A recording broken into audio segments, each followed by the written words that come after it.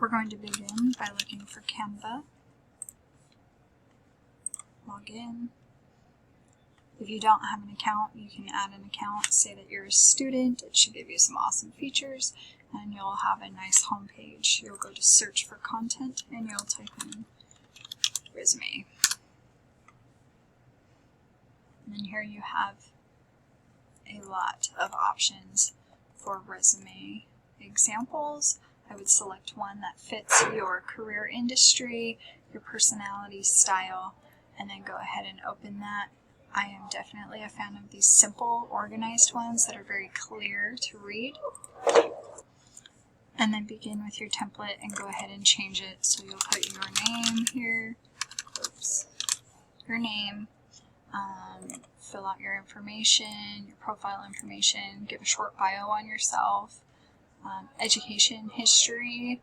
This is a great place for listing high school, any honors programs that you're involved in, as well as putting your education history with PERTA and any pathways program that you're in.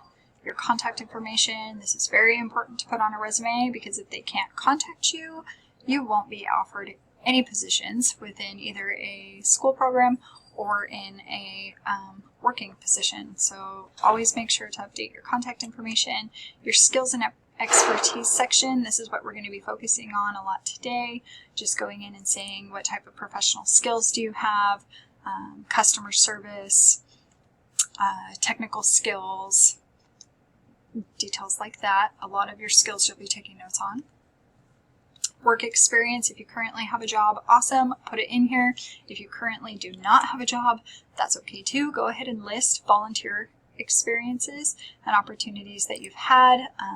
Also, even if you have work experience, I'd do a section for work experience, and then also list volunteer opportunities, your employers, as well as those picking you for college, like to see those volunteer experiences. And then, of course, always remember to include your references. And that's it.